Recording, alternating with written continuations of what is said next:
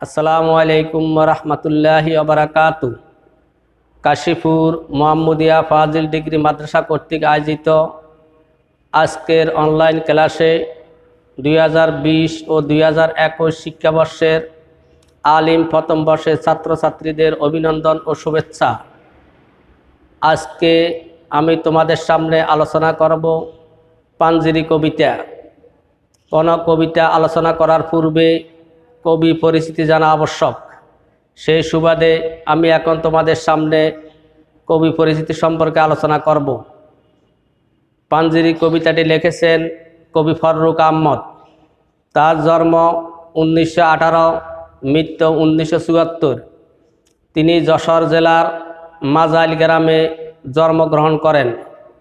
তার পিতার নাম সৈয়দ হাতেম আলী ও মাতার নাম বেগম রওশন আক্তার। তিনি ইসলামী সাহিত্যে, বাংলা সাহিত্যে ইসলামী রেনেসাঁর কবি হিসাবে সমধিক পরিচিত।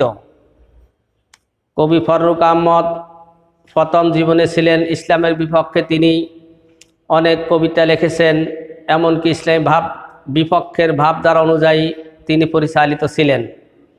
সে সময় তিনি ছিলেন এন.এম. রায়ের শিষ্য।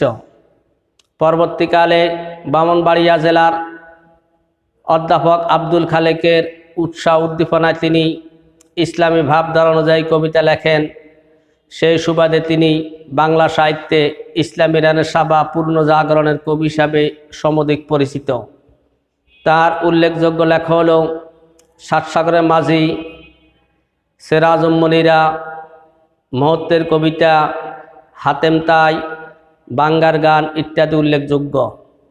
আমাদের পল্লী কবি জসিমউদ্দিন তাকে বলেছে, আপনার কিছু কবিতা আমাকে দেন, আমি বিভিন্ন দেশে নিয়ে প্রচার করি, তাহলে আমারও সুনাম হবে, এমনকি বাংলা সাহিত্যেরও সুনাম হবে।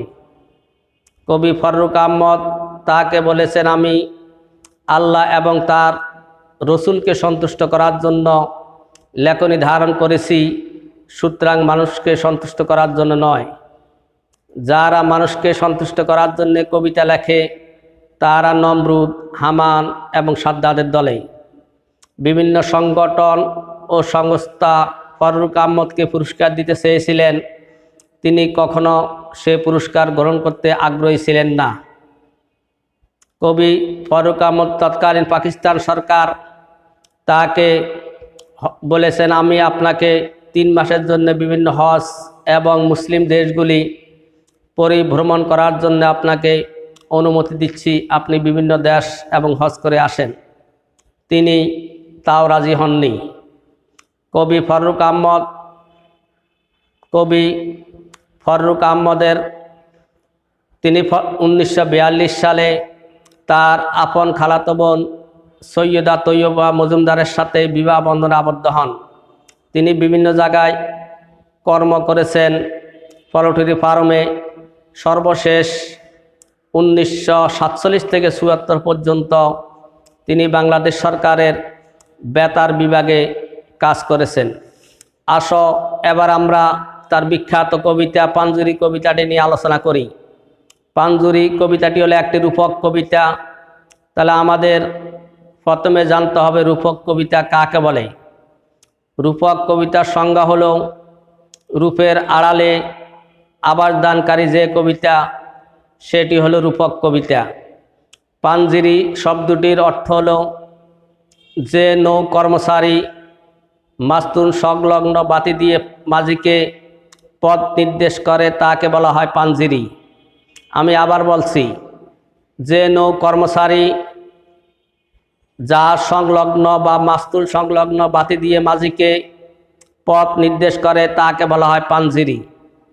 আর এটার প্রতীকী অর্থ হলো বা রূপক অর্থ হলো জাতির পথ প্রদর্শক, জাতির কর্ণধার। কবি ফররুক আহমদ বলেছেন, আমাদের এখন মুসলমান জাতিদের সম্পদ, টাকা পয়সা, অর্থ কোনো কিছুর অভাব নাই, কিন্তু আমাদের জাতীয় নেতার অভাবের কারণে আজ আমরা পিছনে পড়ে আছি। এই জন্যে তিনি পাঞ্জিরি কবিতার মধ্যে জাতি নেতার অভাব অনুভব করেছেন। তিনি বলেছেন, যদি আমাদের সঠিক দিক নির্দেশনা দিত এবং সঠিকভাবে আমাদের যদি পথ দেখাতো, তাহলে আমরা মুসলমান জাতি বিশ্বের মধ্যে শ্রেষ্ঠ জাতি পরিগণিত হতে পারতাম। তার কারণ আমাদের যে অর্থ সম্পদ, টাকা পয়সা, তেল, গ্যাস, স্বর্ণ এ সমস্ত আছে, কিন্তু আমাদের সঠিকভাবে পরিচালনা অথবা সঠিকভাবে সুষম বন্টন নীতির কারণে আজ আমরা পিছনে পড়ে রয়েছি। এই জন্যে পাঞ্জেরি কবিতার মধ্যে কবি ফররুক আহমদ জাতি নেতার অভাব প্রকটভাবে অনুভব করেছেন। এই জন্যে কবিতার প্রথমে তিনি বলেছেন, রাত পোয়াবার কত দেরি পাঞ্জেরি, আসো আমরা পাঞ্জেরি কবিতাটি নিয়ে আলোচনা করি। এই কবিতাটি তোমরা পাবে আমাদের মূল বইয়ের 292 নম্বর পৃষ্ঠায়। রাত পোয়াবার কত দেরি পাঞ্জেরি, এখানে রাত বলতে অন্ধকারকে বোঝানো হয়েছে, কিন্তু রূপকর্তে রাত বলতে অত্যাচার, নির্যাতন, নিপীড়নকে বোঝানো হয়েছে। কবি ফররুক আহমদ বুঝাতে চেয়েছেন যে, হে জাতীয় নেতা, তুমি আমাদের বলো, আমরা অত্যাচার, নির্যাতন, নিপীড়ন থেকে কখন আমরা পরিত্রাণ পাব? এখনও তোমার আসমান ভরা মেঘে, আসমান বলতে এখানে আকাশ, আর প্রতীকী অর্থে আকাশ বলতে আমাদের ভাগ্যাকাশকে বোঝানো হয়েছে। আমাদের ভাগ্যাকাশে এখনও অন্ধকার ঘনঘটা নিমজ্জিত, এবং আমাদের ভাগ্যাকাশে এখনও অন্ধকারের কারণে আমরা সঠিক পথের দিশা পাচ্ছি না। সেতারা হেলাল এখনও উঠেনি জেগে। সেতারা হেলাল শব্দের অর্থ চাঁদ এবং তারকা। আমাদের ভাগ্যাকাশে এখনও চাঁদ এবং তারকা উদ্ভাসিত হয় নাই, যার কারণে আমরা সঠিক পথের দিশা পাই নাই। তুমি মাস্তুলে, মাস্তুল শব্দের অর্থ হলো পাল লাগানোর দণ্ড। আমি দাঁড় টানি ভুলে, অর্থাৎ কেউ বুঝাতে চেয়েছেন যে তুমি মাস্তুলের মধ্যে অবস্থান করেছ আর আমি দাঁড় টানতে আসি। অসীম কুয়াশা জায়গায় শূন্যতা ঘেরি, আমাদের সামনে এখন শুধু অন্ধকার আর অন্ধকার দেখা যাচ্ছে। রাত পোয়াবার কত দেরি পাঞ্জেরি, হে জাতীয় নেতা, তুমি আমাদের বলে দাও, আমাদের ভাগ্যাকাশে কখন অন্ধকার ঘনঘটার অমানিসার ঘোর অন্ধকার দুর্বৃত হবে।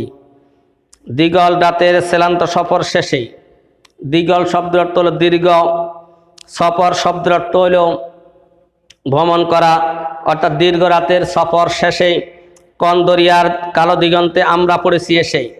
দরিয়া শব্দটি হলো ফার্সি শব্দ, এটার বাংলা হলো সমুদ্র। দিগন্ত শব্দের অর্থ হলো দিগের শেষ, অর্থাৎ আমরা কোন দরিয়ার কালো দিগের শেষে এসেছি পড়ে এটা আমি বলতে পারি না। একই ঘনশিয়া জিন্দেগানির ভাব। ঘনশিয়া শব্দ অর্থ হলো গভীর, গাঢ়। জিন্দেগানির ভাব শব্দ অর্থ জীবনের অধ্যায়, অর্থাৎ আমরা জীবনের কোন প্রান্তে এসে পৌঁছেছি।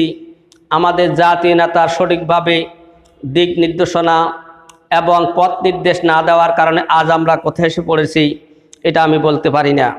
তোলে মর্শিয়া ব্যতীত দিলের তুফান শ্রান্ত খাপ।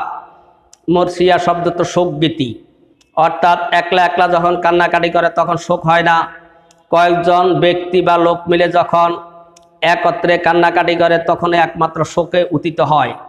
এজন্য বলছেন, আমাদের জাতি নেতার পশ্চাৎপদের কারণে এবং আমাদের জাতি নেতার অবহেলার কারণে আজ আমাদের মনের মধ্যে শোক আরোপিত হচ্ছে। অস্ফুট হয়ে কর্মে ডুবে যায় জীবনের জয় ভেরি। আর আমাদের ভাগ্যাকাশে বা আকাশে মধ্যে মনের মধ্যে যে আনন্দ উৎসাহ ছিল, তা আমাদের জাতি নেতার অবহেলা, ঔদাসীন্য এবং অমনোযোগিতার কারণে আস্তে আস্তে আমাদের মন থেকে সে আনন্দ উৎসাহ দুর্বৃত হচ্ছে। তুমি মাস্তুলে, মাস্তুল শব্দের অর্থ পাল লাগানোর দণ্ড, আমি দাঁড় টানি ভুলে। তুমি নৌকা বা জাহাজের পাল লাগানো অবস্থান করেছ আর আমি ভুল দাঁড় টানতে আছি, সম্মুখে শুধু অসীম কুয়াশা হেরি। অসীম শব্দ অর্থ যার কোনো শেষ নাই এবং সীমা নাই। হেরি শব্দ অর্থ দেখি, অবলোকন করি, প্রত্যক্ষ করি। কবি এখানে বুঝাতে চেয়েছেন যে আমাদের জাতি নেতার অভাবের কারণে এবং জাতি নেতার ঔদাসিতা, অমনোযোগিতা এবং অবহেলার কারণে আমাদের সামনে আমরা এখন অসীম কুয়াশা দেখতে পাচ্ছি, যার কারণে আমাদের সামনে অগ্রসর হওয়ার মতো কোনো পন্থা বা পথ আছে বলে আমি মনে করি না। রাত পোয়াবার কত দেরি পাঞ্জেরি, হে জাতীয় নেতা, তুমি আমাদের বলো, কখন আমরা সঠিক পথের দিশা পাব। এবং বন্দরে বসে যাত্রীরা দিন গণে, বন্দরে মসজিদে বসে যাত্রীরা দিন গণতে আছে, তাদের অধীনস্থ লোকেরা কখন তাদের জন্য খাদ্য নিয়ে আসবে এই জন্যে তারা সর্বক্ষণ বসে আছে।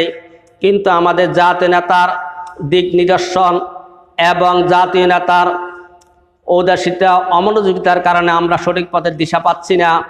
এই জন্যে বারবার পাঞ্জেরি কবিতার মধ্যেই কবি ফররুখ আহমদ জাতীয় নেতার অভাব অনুভব করেছেন। আমি তোমাদের সামনে অংশবিশেষ কবিতাটি আবৃত্তি করলাম। পরবর্তী ক্লাসে তোমাদের বাকি অংশ আলোচনা করা হবে। সে পর্যন্ত তোমরা সুস্থ থেকো, সবল থেকো এবং নিরাপদ থেকো, এ প্রত্যাশা আজকে এখানে বিদায় নিলাম। আসসালামু আলাইকুম ওয়া রাহমাতুল্লাহি ওয়া বারাকাতুহু।